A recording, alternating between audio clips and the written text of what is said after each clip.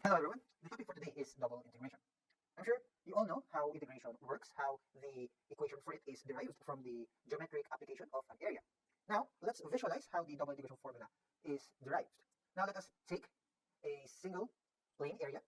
Let's just assume that it is a rectangular one, same as this one. Then we will let a function x, y, be the function that defines a continuous in this area or this region, so that we'll denote that as R. So the region is R, and the function denoting that region is the function of x, y. Now let us subdivide this area into smaller areas. So to easily divide this one, I'll just make a rectangular areas, same as this.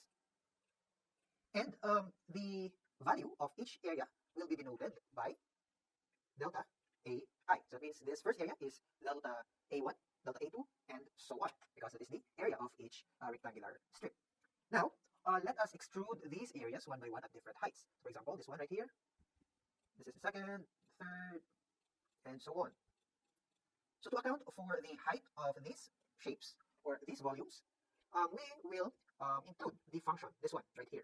So the volume now of each strip, vertical shape, is equivalent to the function because the height of each strip is the value of the function at that certain area. So it is fxi, yi, and we will multiply that with the area of the base, which is delta A1.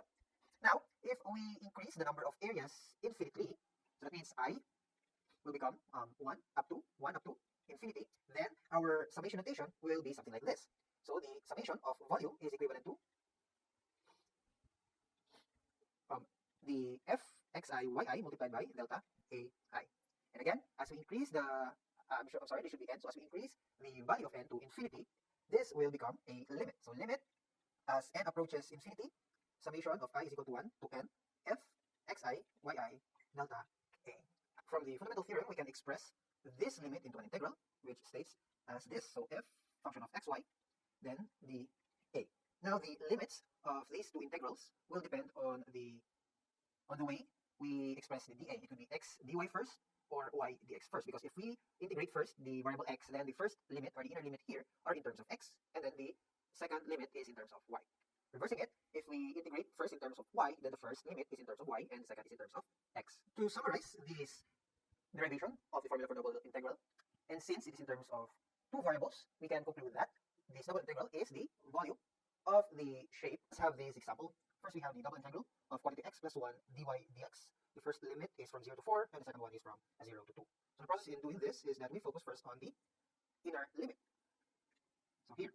And then, since the first d is dy, we will consider other variables as constant. Since there's no y, we only have x here, then we will consider this as constant, same as with the number 1. So that's the process in doing the double integration. And we just left this other limit as it is.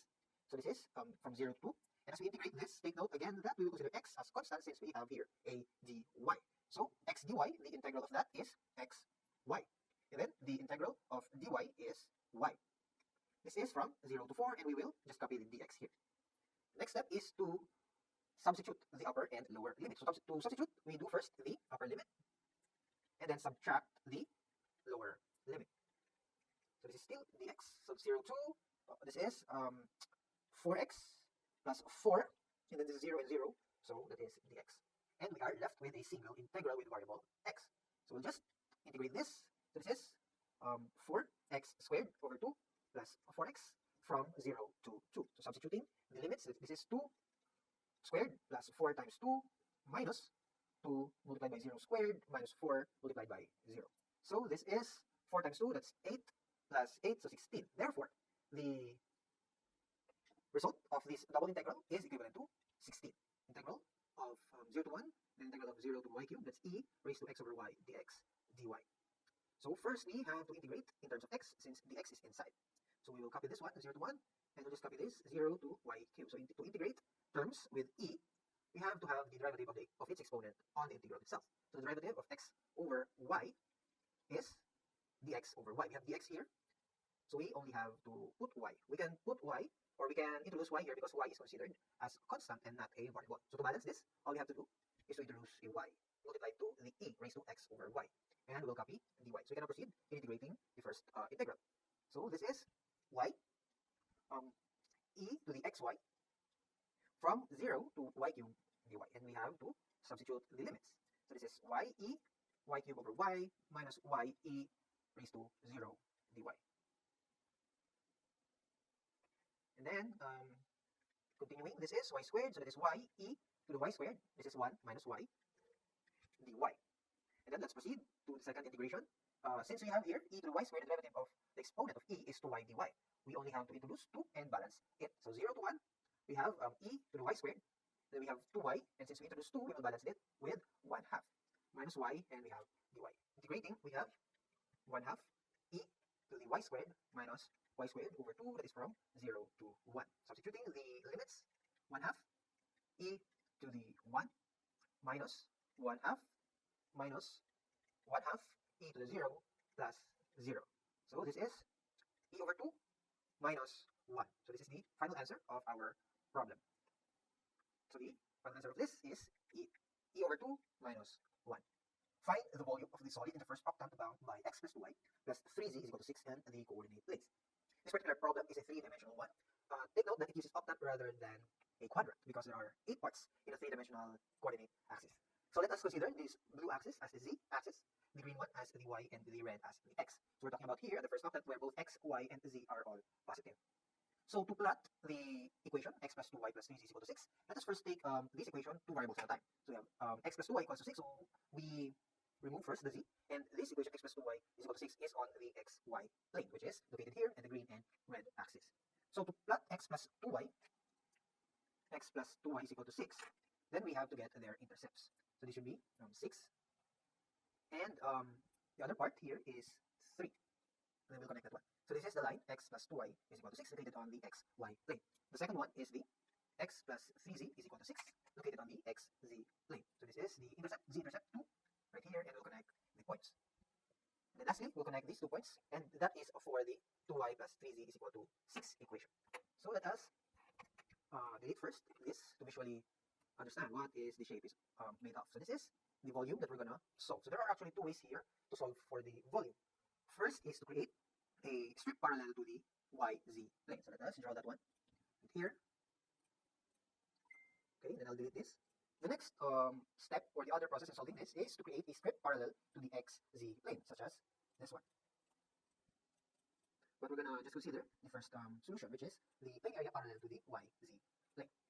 So let's start making the equation so that we can solve it. Let's take a look at the base of the area that we have made parallel to the YZ plane. So this one. So I'll just take that out and paste it here. As you can see, this length here is y.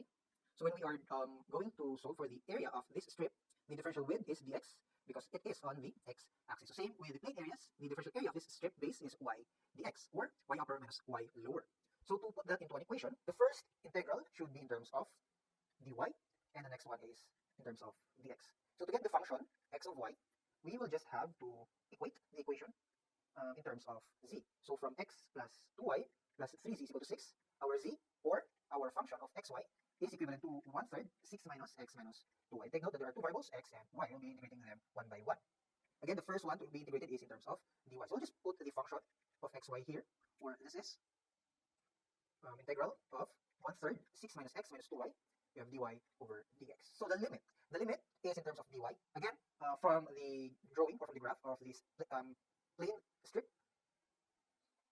the lower limit here is 0 because it starts from y is equal to 0 on the x-axis. That is 0. And the higher limit or the upper limit is this line, which is the line on the xy plane. So what is this? If we recall from the equations that we graphed earlier, one of the equations is in terms of x and y. And that is x plus 2y is equal to 6. We have to get the value of y. So y now is 1/2 6 minus x. So this is the upper limit in terms of y. That's 1/2 6 minus x. And the second integral is in terms of dx. Take note that this strip can be moved from these to these directions, and therefore the minimum value of the dx here is 0, which is at the origin, and the maximum value you can get is at this point, which is 6. Now that we have written the integral, we can now start solving. Again, this is the volume, and we'll integrate first the integral inside. And we will consider x as a constant because it is in terms of dy. We have 1/3 6y minus xy minus 2y squared over 2 dx. Or we will substitute the limit from 0 to 1/2 6 minus x.